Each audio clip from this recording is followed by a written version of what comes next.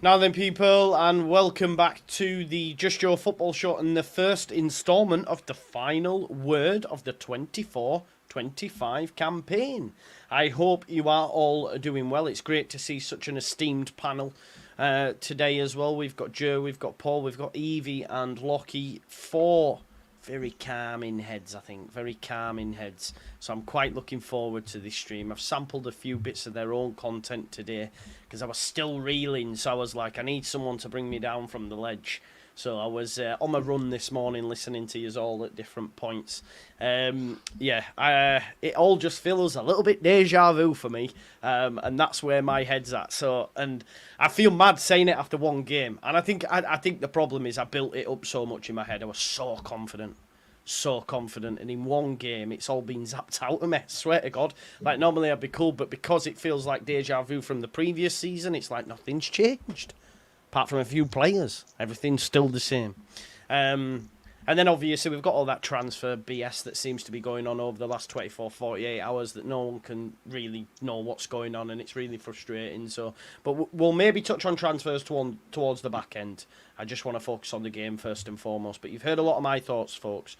So I'm just going to hand over to Joe first and foremost. We'll work our way around and talk through some talking points. But Joe, I know we shared a few voice notes last night, but how are your thoughts? It could have been worse. It could have been better, and then ended up being a bit in the middle by the end of it.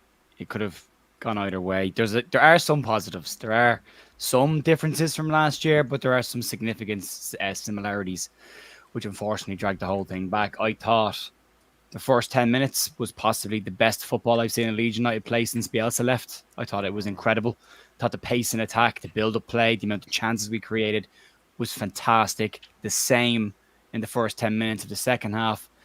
And then the similarity from last season is that drop-off in tempo. I mean, Lockie spoke about it this morning as well, and I've talked about it all last year, and I thought we'd see a change this year. And we may very well see that, because I wanted to know, was it a Farke decision to drop off like Southgate does with England, or was it the players that decided? And from listening to Farke's press conference and the interview he did afterwards, it seems to be not what he wanted. He seemed to want him to keep going and pressing, and the players just dropped. So it feels like it might be a player decision, but he seems to be a little agitated about certain players as well after the game, more so than last year. It was always, we lose as a group together, we're all to blame. I think yesterday in the press conference and the bits that I've seen today, he seems to be kind of starting to point fingers at certain individuals for not doing their jobs. Now, I think there's a time and place to do that. It's probably after a year you can get away with going, look, he didn't do his job. Goals, we can see Meslier will get stick for the first goal, and he should have saved it from that perspective, or at least got more on it than he did. It was a good height from. However, Jayden Bogle deciding to play as a left back while we've already got a left back on that side of the pitch, and not getting back across into the space, not once but twice in the build up to that goal. There was the first ball that went out there, and it was a massive hole. I think I tweeted like just after the ball went in, where the fuck's our fullback gone? Just not there at all. And then you look across the park and he's standing beside Junior Fairpoint. Like, why are you over there? And then the ball kind of bounces around and Ampadu clears, and you go, okay, grand, we're set. And it goes back into that space, and Bogle still isn't there. And then they score from that position. Your fullback is there, that goal doesn't go in. It never gets to Meslier. It's dealt with. They swapped sides for some reason at one point and looked like it was a Farke decision. But again, by listening to him, he seems to have suggested that wasn't supposed to happen. But they swapped sides, and then Bogle went back over. Fairpoint went back over to his side, and Bogle just stayed there. It's a huge problem, massive. And that could just be teething problems with Bogle, because he had an awful lot going forward. But I thought the tempo in both games to start, that's what we should be playing at. When we go slow again, we're not a great side when we play slow tempo. That is the same this year. Set pieces were far better than they were last year. Groove hits the crossbar, which was going in postage stamp, by the way. That is millimeters away from being one of the best free kicks you'll see in Ellen Road. And all the corners were put into really good areas, just nobody got on the end of them. So there are some positives. The drop off, passive in possession. Ethan Ampadu slowing the game down at every single opportunity he could when he got the ball drove me nuts yesterday. I was like, why are you the player now who's doing this? Every time I went into him, it was 3, 4, 5 touches, slowly walk forward. Now the back line are all set. We can't go forward. And you're like, dude, just move the ball quickly. You did it last year. Now you're not. And a couple of occasions in the second half, he got in the back four's way. You could see at one point Rodon telling him, get out of the way, push on, you're too deep. And he was sitting right back on top of them. And that wasn't what we were told he was going to do this year. We were told he was going to be the one to drag us up the park. And in fact, I thought it was one of the poorest games I've seen Ethan Ampadu in the Leeds shirt. It's only one game, by the way, that he's been bad in, but I would have taken him off and not Gruev yesterday. Because I thought Gruev was adding a little bit more going forward than Ampadu was.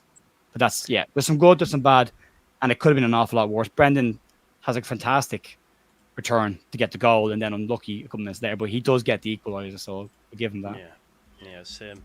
I think that's fair enough on the Aronson stuff as well. But Lockie, I just want to come to you because I listened to your vid this morning. You were talking about tempo, and it follows on nicely to what Joe was saying. And I know you specifically mentioned Ampadu as well, giving it a lot of this and calm down. Let's do this, let's do that.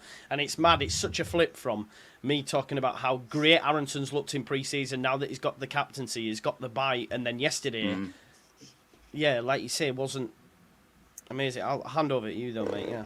I think it was Rodon as well. It's both of them two. Watch the game. It's always them two doing this all the time.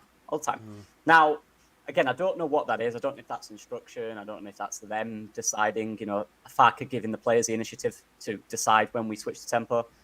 But like, when we are a team that relies on tempo, that is clear. Look at the individuals we have. The quick and aggressive play. Oh. Is he muted, yeah?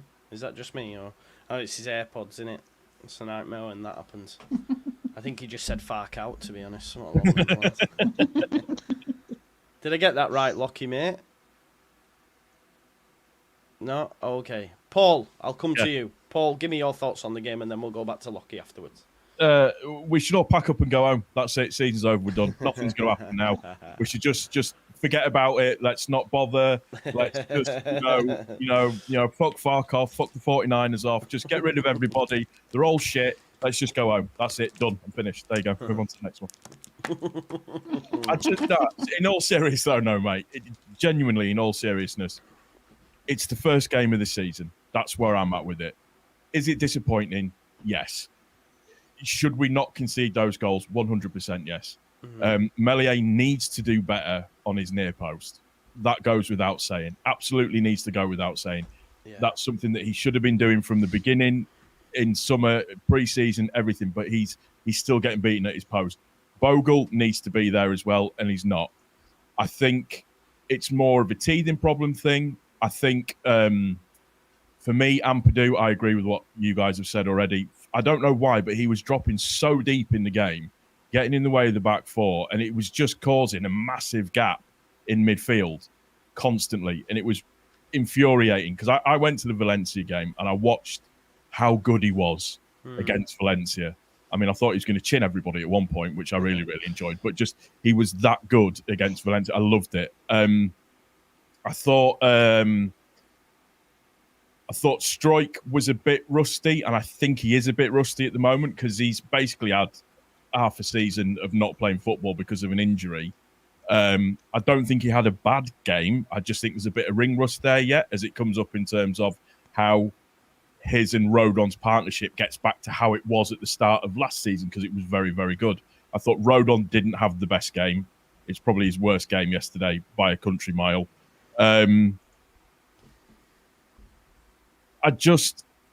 My head is really I just get bored of looking at stuff online, and it's so kind of just the negativity. Get rid of Fark, get rid of this, get rid of that, get rid of everybody else. The 49ers aren't doing this, or they haven't bought this player, that's it, we're doomed. And it's just relax. I get everybody's frustrations, but try and put calm heads on it. It's the first game of the season. The important thing is that we don't win. And listen, if Aronson puts it the other side of the keeper, we win that game 4-3. We absolutely win that game 4-3. And I don't begrudge him too much for missing the ball because I can imagine that his probably rear end was puckering like nobody's business when that ball came to him right in the 96th minute. And I just get annoyed with, you know what I'm like. I try to be level and calm with stuff. I don't like this reactionary crap that goes on. It just infuriates me. Everybody's entitled to their opinion. That's fine. Particularly with what Farker said about Meslier. yesterday where he said, he's the best keeper in the league. All right, yeah, he needs to sort out his near posting. But in terms of shot stopping, in terms of one-on-one shot stopping, he's phenomenal. He's very, very good. You can't ignore that for me. But I just, like I said, one-on-one, not shot stopping though, right? Yeah, sorry, one-on-one. He's very, very, very good. Very good. Yeah. He just needs to sort out his near post situation. Then we might be all right. But listen, we did well to get back into it, and everybody's forgetting the fact that Portsmouth have just been promoted, so they're riding a wave of positivity at the moment as well, which is another thing that's very, very difficult. Do you not think, though, Paul, we allowed them to ride that wave after that first 10 minutes? We did what we usually do, which is slow down the tempo, and I can't work out why we did that. But then again, when you look at it, we at the post, the crossbar three times in 6 minutes, which is, you're just like, you're rubbing your head going, this is typical Leeds. Can we sack the guy that puts the goalposts in, or who paints the goalposts, because they're clearly too thick? It's just, I understand everybody's frustration. I understand everybody's annoyance, but reality, it's the first game of the season. Now, this is true. You are right. It is the first game. You are right, mate. I hear what you're saying. I think, the frustration. I've got a thought on the Aronson thing, and I want to get your folks' thought on it. But let me come to Lockie first, because I'll probably get battered for this thought, but I do want to get your opinion on it. But Lockie, you were talking on tempo, mate. You were talking about Aronson. Not Aronson, sorry. Ampadu and Rutter. Rodon. I think there's an air of arrogance in our team still. I do. I think it's arrogant. Like I said, we have players that suit a high tempo game. Look at our front four. They're all quick, aggressive players that love a high tempo. Matteo Joseph, Rutter, Nonto, Dan James especially. You look at our midfield, not so much. You look at our defence, fullbacks like it, centre-backs, not so much. And when we play like that, at the start of each game, we created, 4 huge chances in the first 6 minutes. That's how good we can be. Yeah. And that's what I remember putting in our group chat, Joe, with Andrea, when I was like, too good. We're too good. We look so good. Like Joe said, I do think that since Bielsa, I think that was the best first 10-minute period I've seen in Leeds. Let's be honest, Lockie, after that 10 minutes, I thought we were going to wallop them. We looked really good. Really good. Dominant, aggressive, in control. Yeah. And a key part of that was the tempo. And what that meant was not only did we attack with intent, but we won every single second ball. Whether that was Ampadu, Gruev, the front three, we won it. Every single one of them were ours. We won in the air, we won everything. Now, what happened was after that, we slowed down, and naturally, the tempo's never going to stay that high in a game, right? Every team, no team in the world can do that. Not even Bielsa's sides could do that. But when it drops, we become arrogant, and we think that, all right, we're good here. We can just be slow on the ball, and we'll be good enough to win the game. That's not the case. And that was proven yesterday.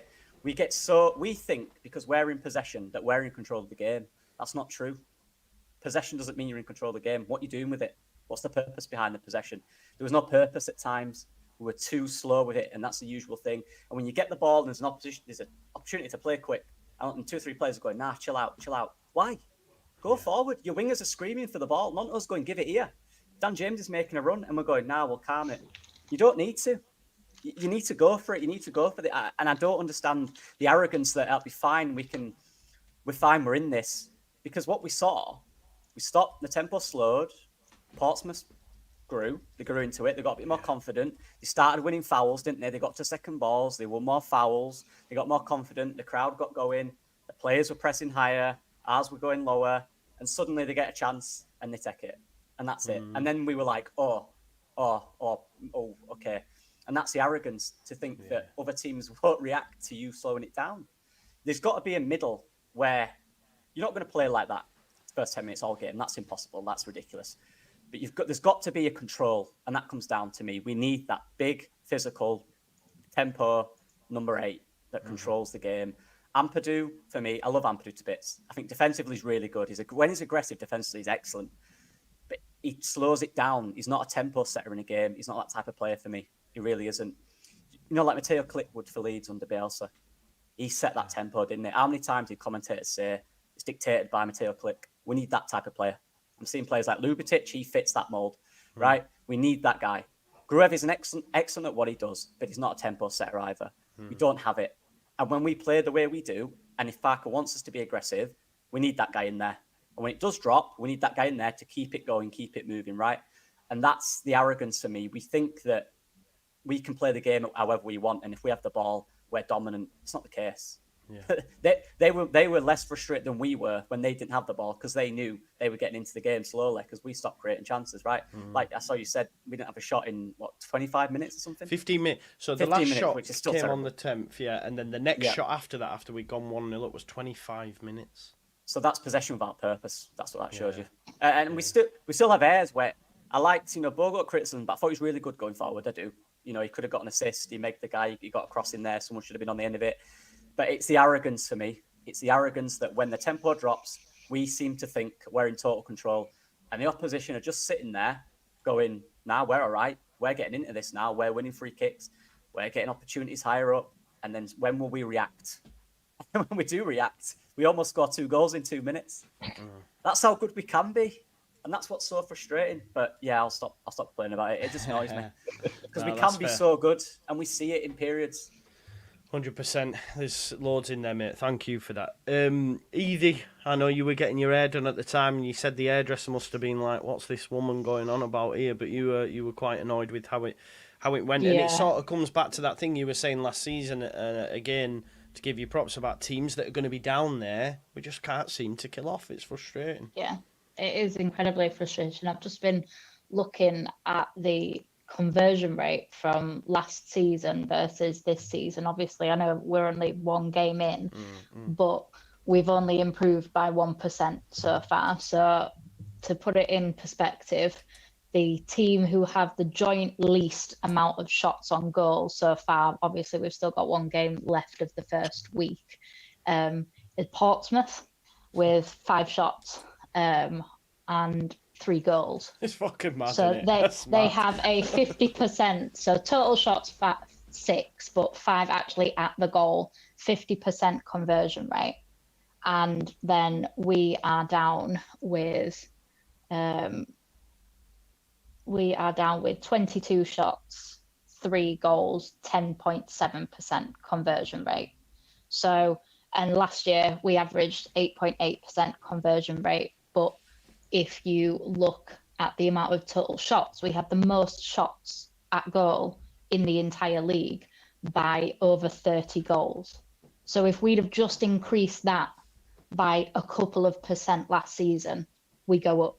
No questions. I'm not saying we go up as champions, but I'm just saying we go up last season. And that is what is so frustrating, because we're creating, and we're clearly already this season have created a lot, because other than Chef Wednesday, we've created the most shots on goal so far, and everybody bar 2 teams have played.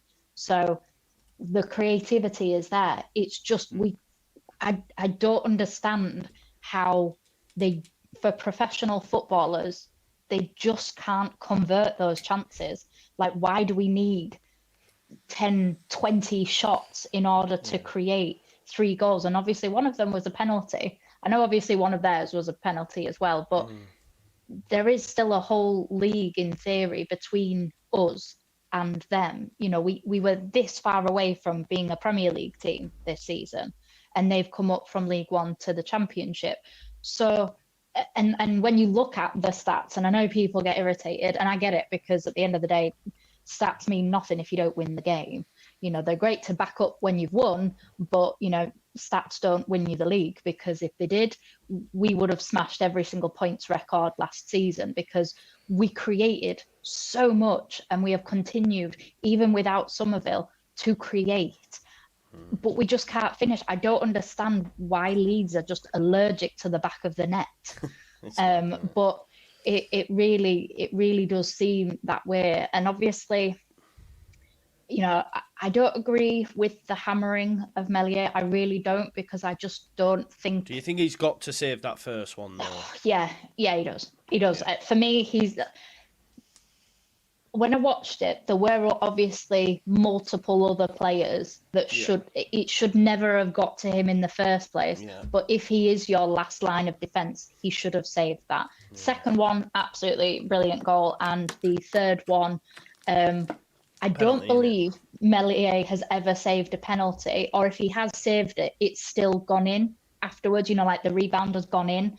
So I just automatically give them a goal if the opposition gets awarded a penalty, because he, unfortunately for me, and I felt this way last year, but I still gave him a chance, and I'm not, going to hammer somebody if they're wearing a Leeds shirt.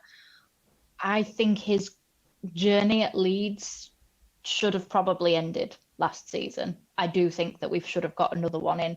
The only issue is there isn't actually that many great goalkeepers out there. So then we're stuck between a rock and a hard place. Do I think he's good enough for us? No, I don't, in all honesty. I don't, because his one-on-one is brilliant, but his distribution when it's short is brilliant, incredibly crisp, and he is often the momentum that starts off a movement that leads to a shot creating opportunity. But his long ball distribution is dreadful. His decision making on set pieces is dreadful.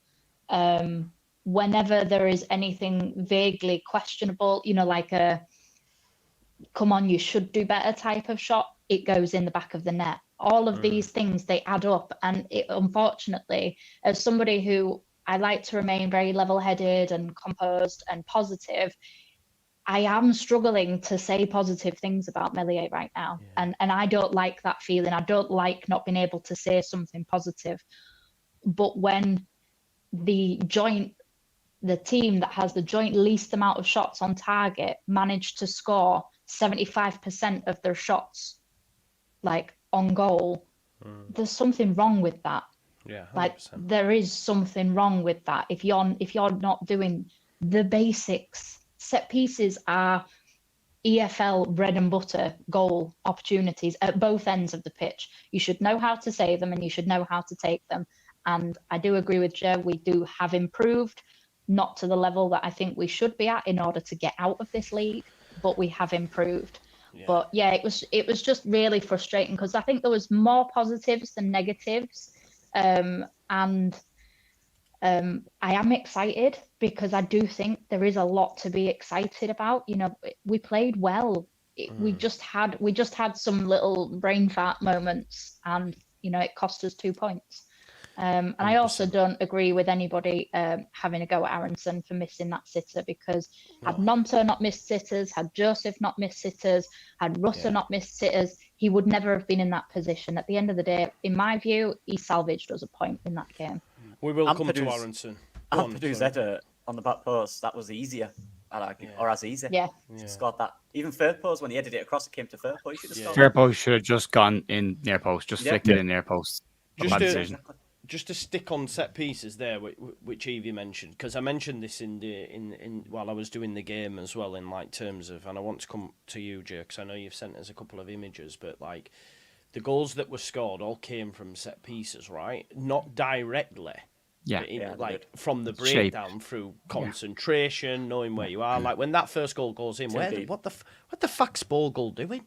Yeah. Where is he and why is he there? Do you know what I mean? And then obviously there's been the Rodon one, which I know it's a wonder strike, but it still shouldn't have been a strike. He heads it into he heads it into the worst area you can head a ball. You don't head a ball back into a central area if you're defending, if you can help it at all. That's why you see so many defenders when it looks like an easy header and they'll hand it out for a corner instead, because they just won't head it back into that area of the park. Like it's too dangerous.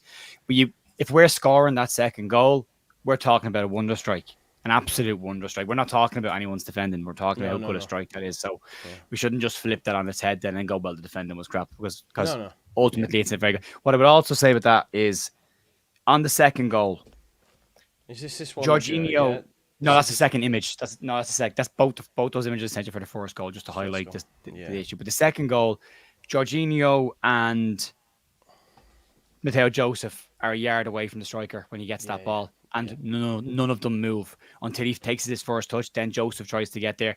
Strauch also comes out and turns sideways. Now, if you're the goalkeeper behind your defender and all of a sudden your defender does this, that ball just flies past you. You're not even seeing that. Yeah, forget about it. So, the second one for me, Pascal Strauch, you're a big, sexy pirate. Yeah, you're a big, sexy pirate. Stand there and take it on the chest. Yeah. If he lines up a shot, your job is to put your hands behind your back and you take the hit. and he doesn't. He turns sideways, and the other two lads didn't make an attempt to block him, close him down either. So there's a lot of blame to go around everywhere. But you're right. The shape from the free kicks are a problem because that's shape work. That's, do you know where you're supposed to be when the ball goes dead? The first image I sent you, Joe, is the first goal. And excuse the high-end graphics that I've used on this as well.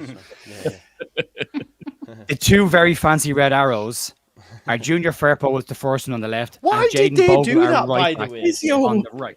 Why did right? they switch? I don't understand. No idea. It. Farke apparently doesn't know why either. But that big X is where Bogle is supposed to be. And then the ball gets played straight into that. That's the first one.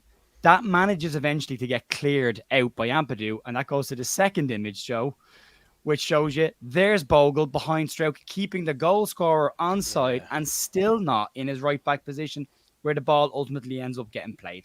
So before you ever that get pass, to by the way, Melier, was a beauty. You know, the pass was a beauty. It was nice. The space was there, and if you're you're a midfielder of any decent level, you put the ball into space, you know, and that goes in there. So before you ever get near Illan Melier, should he or should he not save it? And it's not excusing his effort at saving it, but that's criminal defending. Like that is criminal. If I was a manager, I'm like, what are you doing? Why are you over there? There's no reason for you to be on. That's just come from a free kick. The second that ball went dead, you sprint across the park and you get your shape. You get ready to restart the game. And he doesn't. Now, again, it's been said, going forward, he's the one that puts the ball through for Aronson, who on the one that he misses at the end. Yeah. He creates a ton of chances during the game, Bogle. So, again, to Paul's point, for me, it's very much, that screams, I'm not 100% aware of everything just yet. Yeah. That just looks like that to me, and that will come in time. That won't take a long time, especially after a goal being scored. That will be highlighted to him this week, and that will be his work. So he'll be aware of that. But the penalty, he needs to let go of the player before he goes into the box. The referee took an eternity to make up his mind. But the second the ball went out and the referee didn't turn, I was like, he's giving this, and then you see the finger. Yeah. But he needs to let go earlier. Farke said it as well. Farke also talked about him being on the left-hand side and why he was on the left-hand side. So Farke's not happy with that. So I listened to an awful lot of what Farke said after the game as well. And I found myself agreeing with a huge amount of what he said outside of Illan Melier's shot stopping one, you know, outside of 1v1s, but the comment about being the best shot stopper in the league. Statistically, he's not. You know, no, I'm not going to hammer him at all because I disagree slightly with some of Evie's points. I thought from crosses that were coming into the box, he was coming and gathering them. He was catching them quite well. I thought his distribution was okay. Yes, not perfect, but okay. But he was coming for the ball an awful lot more than he had been and was catching it and took a bit of pressure off us at some stages. But if you're going to point the finger at the goalkeeper, go back 2 or 3 phases in that move and see how many chances do we have to stop that ball getting into that area. And that is the defense's job and our defensive midfielder's job. And that wasn't done. And that's all shape again. The shape, it feels like Leeds have worked an awful lot on attacking phases of play. Yeah. And it feels like they've worked on their fitness because they look really sharp. But it doesn't feel like we've worked a huge amount on our defensive shape because there was gaps in areas where there just weren't last year. And I think it's Rodon and Stroke are going to have to get used to each other again because it's been a long time since they played side by side. That'll take a bit of time, but passing wasn't great at times yesterday. I mean, Ampadu passed the ball out of play twice. Aronson passed it out of play once. Rodon passed the ball out of play once. I mean, that's amateur football stuff. Professional footballers don't pass the ball out of play that often. And there was a little bit of that in pre-season as well. I saw in the Valencia game, Rodon did that probably 4 or 5 times. Yeah. When he was passing the ball out, he was just missing. It wasn't going to where we got hammered for saying that, by the way. We got hammered in my comments after that Valencia game for saying that, you know. There was a nice little comment, Fred, saying they don't have a clue in that. And I'm like, I saw it with my own eyes, Paul. And you were at the game. If a player kicks a ball out of play and you say the player kicked the ball out of play, how is that hammering the player? Like did the ball go out of play? Yes. Did a footballer kick it that direction? Man. Yes, he did. Oh, all right, then he's kicked the ball out of play. It's emotional attachment. That doesn't mean he's a bad player, I though. think. Yeah, but there's emotional attachment to players, so you can never criticize. He's one of my favorites, Joe. Yeah, he's one of my absolute favorite players in that squad. I love the man, and I said it in the previews that we did. My player of the year this year. He should have been my player of the year last year. I thought he was fantastic. It's early season stuff. It's rust. They need to knock those things out. They're the bits that they will tidy up. I would have hoped they would have had them sorted out by yesterday, but they didn't. So we have to just fix those things. There's work to be done still, and that's fair enough. But the one big thing for me is if we're not ready to defend properly just yet, then keep attacking because that means you don't have to defend. And especially given how well we started that game, you don't have to go at the same pace. And what Lockie's saying is 100% right. You do need to slow it down. But we've got some really strong options on the bench. So if Willie Nonto can sprint around for 55 minutes, great, because then Aronson can go on and sprint around for the next 25 minutes, and he can do that then. But if they want the ball, give it to them. Let them run at these teams. Let them push them back.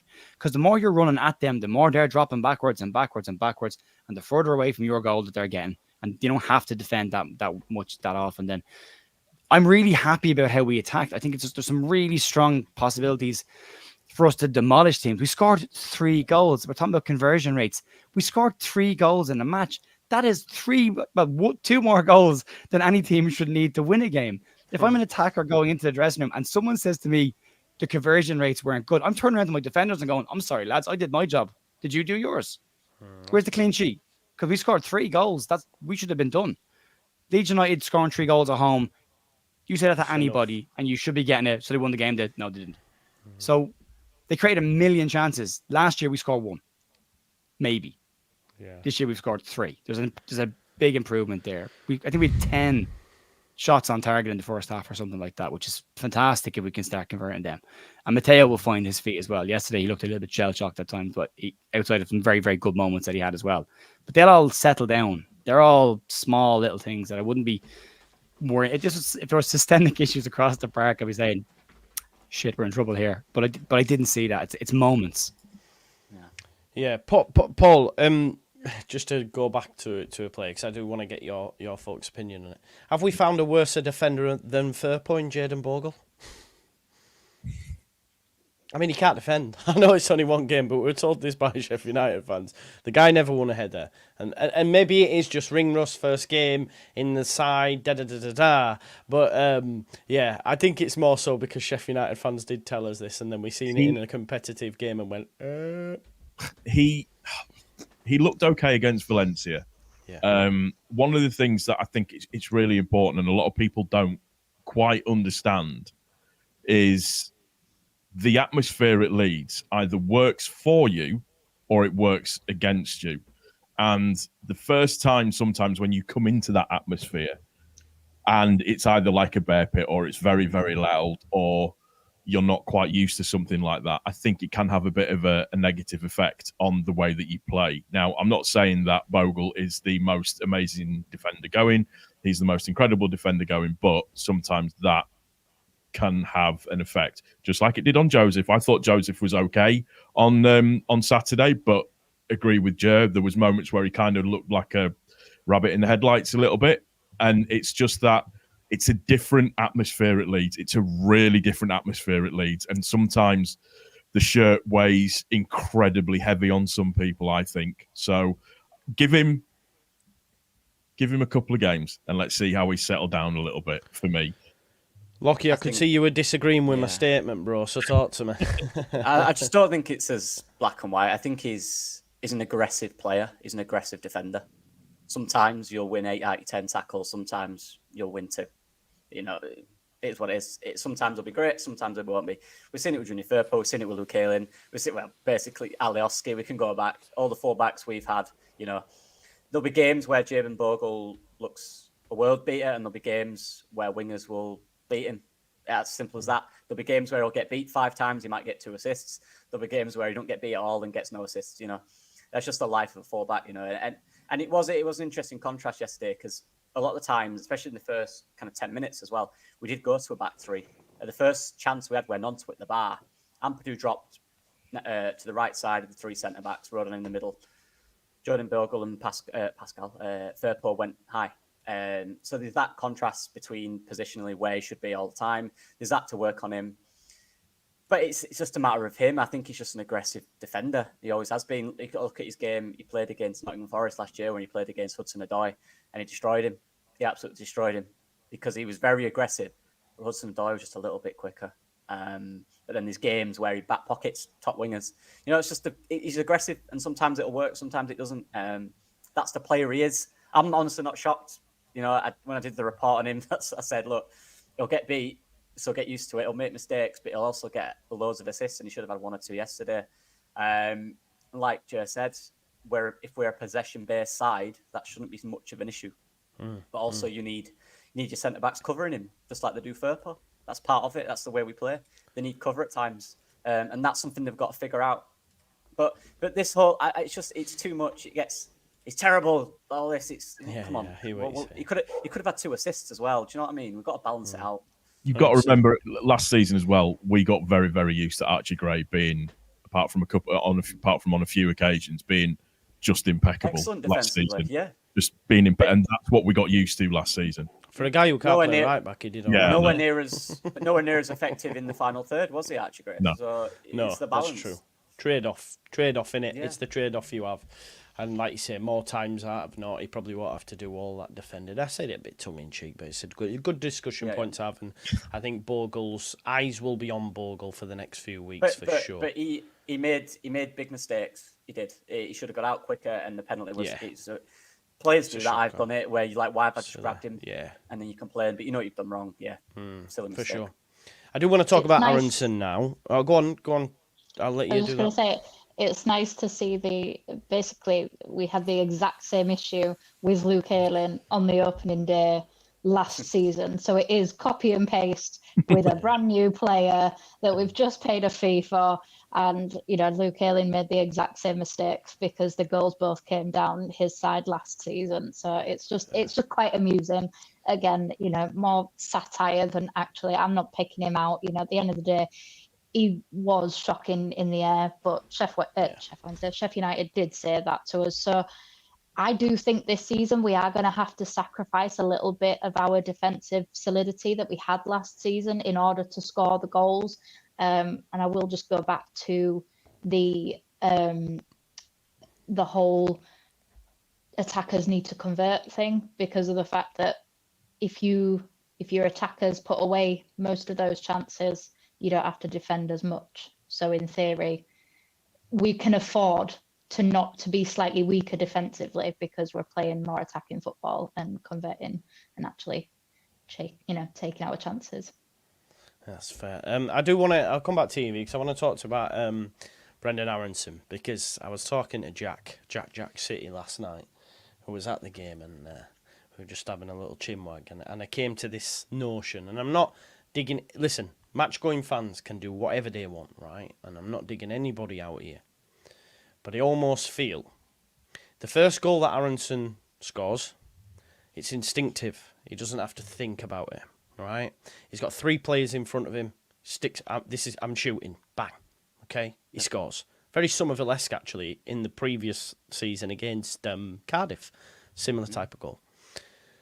Then the chance comes at the end, and I feel so bad for him because this is like the first goal. Okay, you got us on level terms, but if he scores this is redemption. Like it doesn't matter. It's done. It's sorted.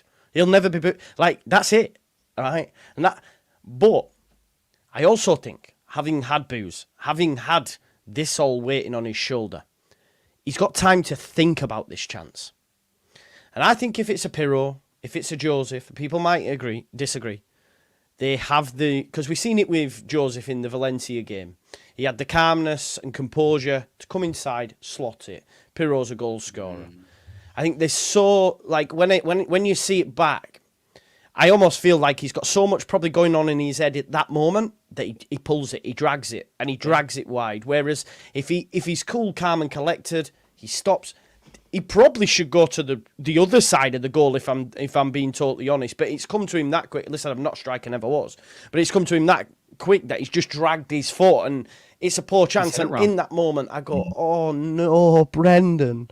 But I almost feel as well, because of all that pressure, it's now counterproductive in that situation. So hopefully that's done now, and we don't do it. And I'm not saying people can't, and he's a professional footballer, so he has to deal with it and all that sort of stuff. But I do feel it is counterintuitive now, because in that moment... He did score the equaliser in a game 100%. in the 90-plus minute that we were going to lose, and had no one watching that game thought we were going to get anything out of that at that point. That game was over. I pretty much wrote a tweet that, done. This game's over. And he gets the equaliser. He deserves a huge amount. And then also a celebration, by the way. Head down, back to the halfway line. Yeah. All the stuff he wants. Well done. He literally just went, get back to the halfway line. We've got a chance to win this. Yeah. I don't get the booing. How does that help anybody? How does that help the team? Because the team have to listen to that as well. It's not just a player. You saw Jorginho Rutter shaking his head last week when the fans were booing him coming around the park. You got out of your system. Nobody's overly happy about what happened last year. But at some point, you've got to settle in the fact that he's wearing a Leeds United jersey and move forward with it. I'm not saying you have to love the guy. I'm not saying you have to sing his name. You don't. And you probably shouldn't for a while till he earns it. But booing him's not going to... Well, he didn't get booed last year. Just silence. We never got booed. Yeah, no. Do you know what I liked about that, though? I know he missed. But he knew with that run he made in that position, he knows if I get this here, I'm 1-on-1. Yeah. He knew that. And like you said, Joe, he's thought about that. And he's got it. And he's gone, I've got it. And he's probably in his peripheral. He's looking at the crowd. You know, everything's going through his mind. He just drags it in training. Literally. Training the back. You saw the video a few weeks ago with him, Harry, and Matteo and Will and Onto. They're all finishing and doing that thing, all in the bottom corner. It's pressure. It is. You overthink. But you can tell with the way he drags it, right? It's like look at his head. You know? Look at his head movement. He looks up, and then it hits his heel. Yeah. So I don't think he's even aiming for where it went. He looks up, and when he strikes through that ball, he doesn't really drag it as much as it hits off the back of his foot, the heel of his side of his foot, and goes that way instead of the inside of the foot to go around the keeper or inside. So as he looks up, I think he takes his eye off the ball and then realizes the keeper's coming and tries to hit it and snatches at it a little bit. But I agree. I think he's probably already planning a celebration. Yeah. But I don't want to see from him. I don't want to see this ruin him. It can't. These are moments in your career where he's got to change now. If he wants to break through at Leeds United, he has to say, right, it's fine. I've missed it. Get over it. It's done. It doesn't matter. It's gone now. I don't want to see this. It affects him and he's not playing well. He don't get in those positions. He needs to push through that because he'll get in that position again later on in the season. He'll score it and he might win us again. You know, this is where we need the mentality now. We need him to, it's gone, whatever. Yeah, you let everyone down. Who cares? Get on with it. We're not that bothered. More people are angry mentally, so get on with it. You scored a goal, great finish. You missed a chance. We've all done it. I've been there. It's horrible. You feel terrible. That's without crowds. So get on with it. You know, it's done. Whatever. So it was good. It was good to see the other players though go and pick him up. Around him. Just go and pick him up. That's it. Move on. Let's go. It's done. Finished. Yeah, I agree. Can we talk about the subs?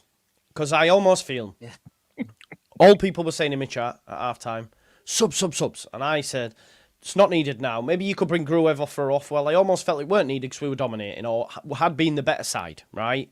Yes, we'd let them in. Yes, you know, the result was 2-1. But I think over the course of the first 45 specifically, the better side. So give them 5-10 minutes. Then he makes the subs on the 70th minute, giving them like 20 minutes, which he didn't do last season. So we have to go, right, okay, yeah. And this is where we talk about depth of squad being better, because when you're bringing on Pirro, when you're bringing on Aronson, when you're bringing on Bamford, when you're bringing on these players, Rothwell being another, the squad depth's there. But then I'm also seeing people being critical about the substitutions. Now, I almost am okay. People were saying you shouldn't have brought James off. I thought James was pretty rubbish, if I'm being totally honest, in that game. Just my opinion. You don't have to agree. I don't think he did anything. I can't remember anything of note from James. Just my opinion. Won a penalty, Joe. Pardon? You won a penalty just because he was won fast. The penalty. So, yeah. So Nonto was a bit meh as well, if I'm being honest. Just my opinion. Yes, he scored the goal, but he snatched at a lot of them chances. Rutter was the same, although I did think Rutter had a good game, by the way. But just on those that came off. So then, when they then were brought off, I thought the subs were the right subs, personally.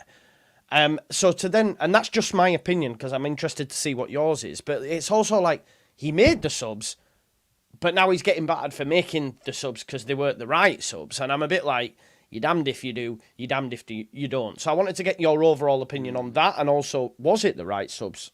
Did he get that wrong? Should he have kept James on? Should he have kept Nonto on? Was Pirro right? Bada. I mean, at the end of the day, Aronson fucking scored a goal, you know, and Pirro set him up. Pirro set him up, yeah. Pirro set him up. So that, for me, is... And, you know, and if Aronson does score, his subs have won us the fucking game. I know, you know what I mean? So just...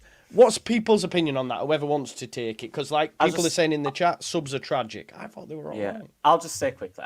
I want to take Nonto off. I think after his goal, I still think he looked sharp. I do. I don't think he slowed down. I think he looked great. Dan James slowed a lot from the first half. I'd have kept Nonto on. I didn't understand that personally. I thought he could have won us the game. You know, he showed that from a moment. He did a great goal. So I'd have kept him on. And it was like this last year, but it was opposite. And everyone was clamoring for subs all the time, but you can't just make them for subs' sake. It's got to be right. Do you know what I mean? And now everyone was happy he made subs, but then people are now saying, well, they didn't work. And that's the point. You know, you can't just make, they've got to be right. I think Perot, it weird because it slowed the game down, which I didn't like, but they did get involved in moments that could have won us the game. So it's a weird one. I think it did slow the tempo down, but it also helped in the sense that we did create big moments. So it was kind of hit and miss. I think the individuals came on. Aronson could have scored 2, Perot assist. You know, who else came on? Who was the one? Rothwell. Rothwell, you know, tried to keep the tempo going. He played 1 or 2 decent balls out wide, though, to be fair. I'm not convinced, by the way, on Rothwell. I don't see what everyone else is seeing. Rothwell's a squad player. I don't think he's anymore. Yeah. Like I said, I agree with you, by the way, but I'm just saying a lot of people like Rothwell, Rothwell, and I was Yeah, like, yeah. I don't know. We need an 8, don't we? Yeah, we need an 8 though. Yeah, we we need do. a tempo 100%. dictating 8, definitely. But yeah, I didn't mind the subs. I do think it affected the tempo, especially taking Nonto off. But then it was kind of half and half. They worked in moments, but I do think they affected the game. We got a little slower. Perot centrally never works from a pressing perspective or anything, does it? Let's be honest. Georgie out wide as well. Georgie's. I saw people criticising him. I know I like him, but I also criticise him. I thought he was our best attacker. He tried everything. He held 3 guys off many times. He was really good, and it became in that second half at times. Give it to him, and let's hope he can do something. And we can't do that because it's not fair on him. But yeah, I thought they were fine. I thought they were needed, but not Nonto. That's what I'd say. Fair. Has anyone else got any thoughts on the subs? Agree with Lockie. I agree with Lockie. I don't think Nonto should have been taken off. I thought Dan James didn't, apart from winning the penalty. Not that he struggled. I just don't think in terms of him punctuating the attack, that didn't happen very often. I don't think so. Yeah, just Nonto was really kind of coming into it a little bit more when that substitute happened. I don't know if I want to. I've seen somebody say it in the comments, but I don't know if I want to see Aronson or try Aronson in an 8. But it's whether or not that's his right kind of position, or if he's strong enough to do that, which he's probably not. But yeah, no, I agree with Lockie on the Nonto. Nonto should have stayed on for me. That's fair. Anyone else, or shall we move on to the next topic? All good. It's quite difficult. I think I agree with what everybody said in regards to Nonto getting into it. As much as I love Dan James, I agree it was one of his weakest performances over the last season and a bit. But you need different players for different types of games, and this wasn't. After we kind of died off after the first kind of 10 minutes, it wasn't the game for Dan James in my eyes. So we needed something different to try and unlock, once they'd kind of got that goal back and, the momentum completely shifted to them. I think that Dan James probably should have been off maybe just after half time, give him a try for 5-10 minutes, but then, should have been off and put, maybe Aronson on that side and trying that way. But I don't. Does anybody else feel slightly confused with the whole Pirro 10? I know Farker sees him as a 10, but for me, the number 10, I think of somebody creative and stuff. And I know you shouldn't get bogged down too much with numbers because at the end of the day, a number's just a number. But going back to kind of what you would classically use a number 10 shirt for the type of player, he's just not it. And he did create the, he got the assist obviously for the Aronson one, but in terms of, I just don't feel that he fits in terms of, it's you want his kind of clinical edge and his kind of in and around the box touches, but he loses the ball. He gets bullied off it more than Aronson did yesterday, in my opinion. And that says something. He's very pedestrian. Yeah, and I think that when you've got that equalising goal, the momentum has then shifted back to us. The last thing you want to be is pedestrian. And, you want to continue. And like we said earlier on, our attack is so aggressive, or in theory should be.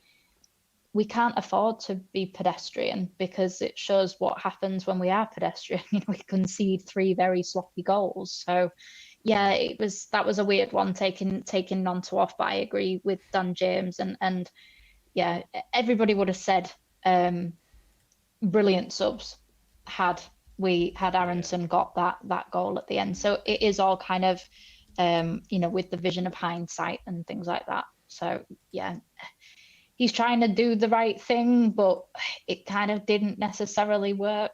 But 8 is an absolute must. We have to get somebody because it just seems to be like we have 3 different teams. We've got defense, we've got midfield, and we've got our attacking players. We need that person who can knit it all together so it becomes fluid and becomes very, just unstoppable. And right now, individually, all of our areas are actually pretty good, but they don't fit together that well. We're just missing that kind of final jigsaw piece to put it all so that we can be consistent as well.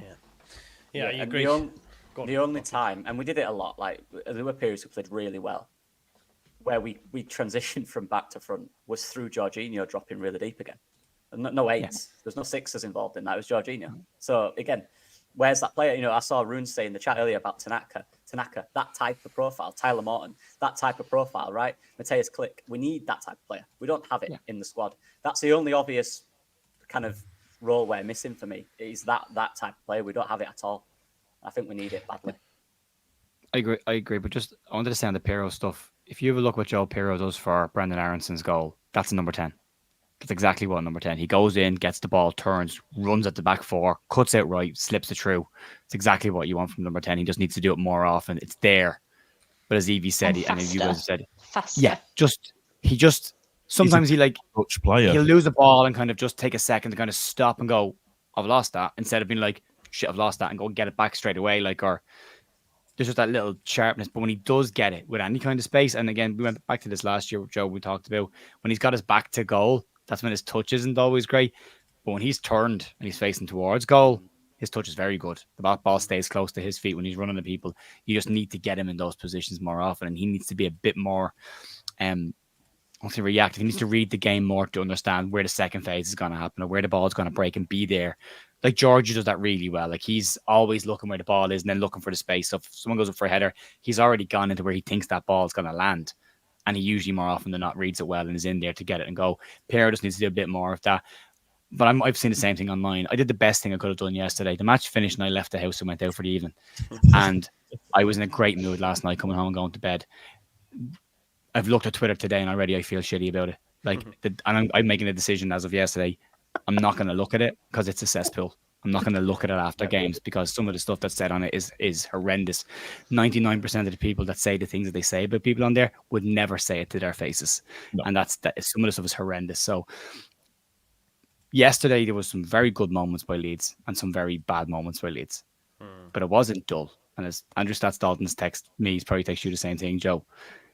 Leeds have lost worse games at the start of the season and won titles. Leeds have lost games at the first day of the season and gone on hit over 100 points in different seasons, different years. So it's not the end of the world, and there shouldn't be a massive overreaction to it as well.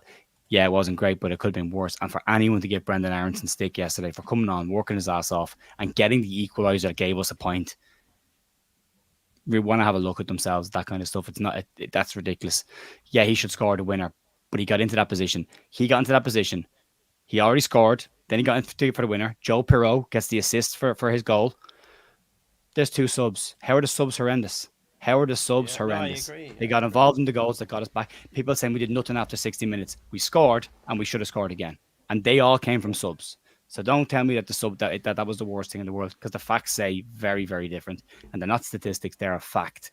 They picked up the ball. He passed it to Aronson. Aronson put in the back of the net. And then the winner nearly came from Aronson as well. So the facts say different. The subs came on and made an impact. Not all of them, but some of them. Yeah. Right. I was going to ask about what's the most pressing position that we need, because I think a lot of us felt it was a Somerville replacement going into yesterday's game, and it looks like the number 8 is the key one that we need right now, and we've all spoke on that, so we don't really need to do that. We'll go through some super chats and then just want to finish up on just some transfer stuff if we can, folks, if you don't mind. Boss Nass says hard work will beat talent when talent doesn't work hard. Pedestrian for 8% of the game, no matter how hard we analyse it. Bosnas also says, nah, Melier's cheeks regression is mad in that dude. It is mad how backwards he's gone, because he did look like a bit of a world beater once upon a time. FYI, it's Dotsy from last year. Big up Scott. He says, how no one has mentioned that Joe was playing left back for Portsmouth. Glad to see the final word back. Any bald man that's got a ginger beard, automatically I am him. It did look like you, though. Yes, I know. I've seen him, and everyone was. He had the tattoos as well. Yeah, I know. He did. To be fair, Connor O'Gleave. And he got rinsed as well. What do you mean, mate? Like, I don't get rinsed, man. Although, yeah, I would have gave that penalty as well. Grim Reaper says, I want to know how Joe did the watch along. Yeah, this was mad. Some guy actually said whilst doing the watch along, Joe, you talk too much. And I was like, what are you on about? Like, I can see. Do you understand what a watch along is? Exactly. You missed the brief, pal. You missed the brief completely. I know. And then he said I'd play at that game at the same time. Exactly. A load of people have said it to me. Dominic Martin as well with the super chat. Thank you very much. Yeah, it did definitely look like him. Mr. Dodo. Right. Transfer. We've seen this morning. Let's not do too much on it because we speak about it all the time. But yeah, we've seen this morning Mr. Nixon, who's got a hell of a lot wrong, and it looks like he's got this wrong as well because it looks like, and I was told by a Sheffield United fan, that deal for Raksaki's done and will be announced very shortly. So it looks like he's on his way to Sheffield United. The Johnny Rose situation, he refused to play yesterday. I'm hoping he's still number one. We've had another tweet from someone who I actually do rate. By the way, I know not a lot of people do, but I actually rate his knowledge. Has said that Leeds United could potentially go back in for Anthony, which for me would stink, if I'm being totally honest. Not that I don't rate Anthony and all that sort of stuff, but it almost feels desperate. Did someone just say desperate? I just said desperate. That means nobody else. Feels like it. Yeah. But apparently Burnley want him as well. And if Burnley want him, he played under Parker at Bournemouth when they won the league. So he's going to go there anyway. So if the links to Anthony are true, he's our third, fourth choice. We're not even going to get that over the line. The Ljubicic one's gone really quiet, and we don't see any other links to a number 8. And then we've been also linked to Bashir Humphreys, who's a centre-back, plays at right-back, is left-footed and has played at left-back once, and maybe that's a loan from Chelsea, potentially. But Joe, what do we... There's still a long way to go. But now, having played a game and drawing, I'm like, right, come on now. We need some fucking business. We need it sorting. If we don't sign anybody this week, that's, 2.5, 3 weeks without any activity in a transfer window. You know, I know we're trying to get the best deal, and I'm a big advocate for getting the right deal because, again, everyone's saying today, we offered 15 million for Raksaki. We didn't. No, we didn't. We didn't. Right? Relax. No. But they're all saying, give it to Norwich for Rowe. We're like, after a £7 million was rejected, you're going to go in with 15. That's not how you negotiate, you know? It's like going to buy a washing machine and asking your man for a $2,000 Sure, can I just ask you, do you think... No, here's 20. Do you think there's a potential that this story could have been released as a negotiation tactic for Johnny Rowe? Or do you think it just is... Do you think Leeds United are giving Alan Nixon anything? That's fair. So do you think it's just pie in the sky completely? We're still buying Sammy Smollocks, according to him. Yeah. True. But Which, don't by the way, I would take. I swear to God, all this one season wonder, he got a goal and an assist off the bench fucking Friday night. Yeah, it'd be great to get him, but we need an 8. We do need an 8, and I'd like the fullback position just sorted out with a loan. You know, Chelsea, do they have enough players at the moment? Can they afford to loan anybody out right now? Chelsea, I'm not sure if they've got a few bodies hanging around spare. You've seen their squad. Yeah, I did. See the side by side. But I was like that. What the mental? Jesus. They've got that many players that could end up. 7-year deal. I know. 7. How is that? How is that legit? I just don't get it. Fair play. That's the only reason. But I thought they got rid of that. I thought last year when they did it with the 8-year for Enzo, the league went, nah, you're not doing this anymore. No, you can't do it anymore. That's Europe. Isn't that Europe? No, you can't do it anymore. Well, just do 7. Look at Enzo's performances, and you're like, if I was on an 8-year deal in my mid-20s, that's my last ever contract that I'm signing. That's 8 years. Yeah.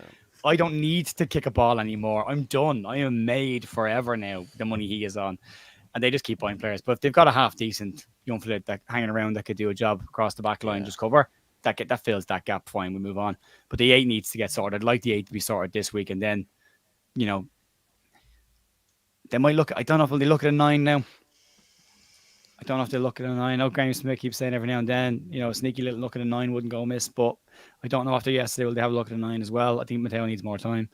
But the 8's vital, and then the sooner the better we get that done. I do like Rothwell. I like a lot of what Rothwell brings to a team, but I still think there's times we could change the 2 in the middle of the park. Like you could take Ampadu and Gruev both off and change the 2 completely. If you've got better options in there and change the dynamic completely away from having any holding midfielder. There's times we just don't need it. So how we reinvest the Somerville money, or the portion of Somerville money that we can reinvest, is going to be interesting, because if we're not going to reinvest in a replacement for him as a winger, and Anthony screams, we have nobody else and we need a body. That screams warm bodies, and let's please not go back to warm bodies ever again. Exactly, yeah. Paul, any thoughts on the transfers to finish up, mate? Have you got any? Yeah, any just thoughts? this Alan Nixon thing. I can't believe people actually believe that. For God's sakes, was it Ash that put it onto to Twitter, and then he immediately got blocked by Alan Nixon because he put? Did he really? Yeah, Nixon blocks everyone. He puts him a block if you disagree with him. doesn't he? But he's obviously paying. He's paid for that service, though, right? That's why he's blocked him, because he's got it from his patron. Do me a favour. It's just the woods and the trees. We need a number 8. The number 8 is the most important thing that we need.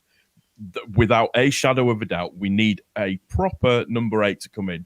At the moment, when we've got Ampadu and Gruev in midfield, they are both very, very good, but they are very, very similar in what they do. So for me, it's a number 8 that we need to get 100%. Fair. Lockie? Yeah, number 8, Joe. We can get the others, but we don't. We have profiles on wing. We have the profiles. I really want Johnny Rodo, bro. I really want. Oh yeah, no, I want him, but that'll drag on. That'll drag on. Yeah. He'll have decisions to make himself. Marseille. You might have seen that and thought, well, that's a good move. Top tier of France, battling for Europe.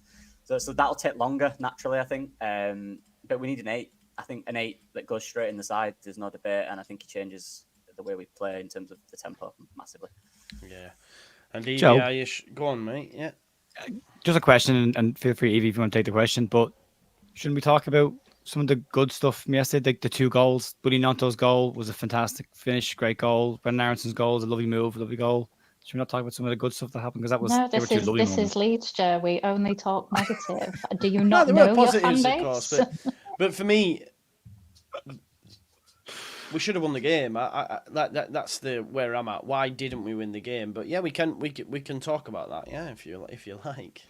Should we talk about the goals? Take it away, man. We scored 3 goals. We didn't win the fucking game of football. Well, going back to the previous point, and then I'll talk about the actual good side of the game. Yeah. Obviously 8 first, and then left back for me, because you're already seeing the relationship start to build, but it's got to build from scratch, really, from Nonto and Firpo. So I, for me, think that you need another guaranteed left back, not a Byram who can do a job, because I think when you're creating kind of false relationships, I think that's quite difficult, because at least if you're creating it with another left back, then you know that person is definitely going to be playing on your side. So therefore in training, it's worthwhile making that relationship kind of happen.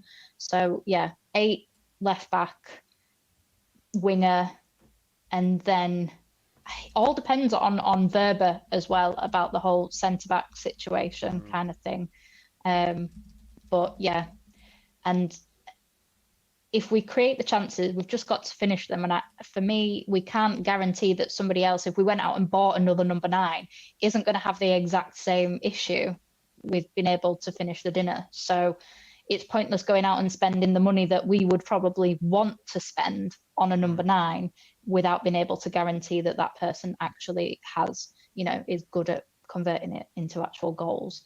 In terms of the goals that we scored, brilliant movement from Dan James in order to get the penalty. Was so happy that Strauch, clearly, obviously, it goes Dutch players first in order of our penalty takers, and now Somerville is no longer here and Pirro wasn't on the pitch. It had to be Strauch. He took it brilliantly, smacked it hard, went in the back of the net. Yeah, it was great. Obviously, Nonto's goal, brilliant goal. Again, he frustrated me a fair bit of the game yesterday because I thought that he did snatch at quite a few chances. He missed real obvious ones. And if he did have a number 9 on the back of his shirt and, happened to have the name Bamford, more would have been said about those misses than has been said on social media and things, because it's Willie Gnonto. And then obviously Aronson, the goal that he scored was harder to score than the goal that he missed, but he still scored, and I'm still happy.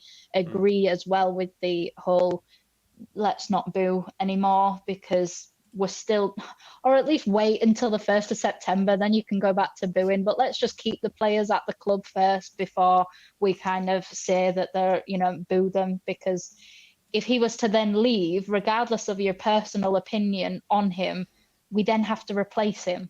So let's just, he got a goal, he started well originally when he first came to us, but he unfortunately had a charlatan coaching him. So, maybe now with a better coach, and especially a coach that seems to be quite good at putting his arm around the shoulders of damaged and wounded his players. man management's exceptional. Yeah, it's fantastic.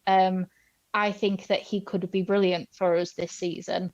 And for me, if he keeps his head down and waits a little while until he starts, over the top celebrating with anything, then I'm fine with it. He needs to be eased back into it, but booing doesn't help anybody. And in fact, I don't know whether anybody saw or heard the rumours of Rutter being upset when Verba and Aronson were booed when they came on against Valencia.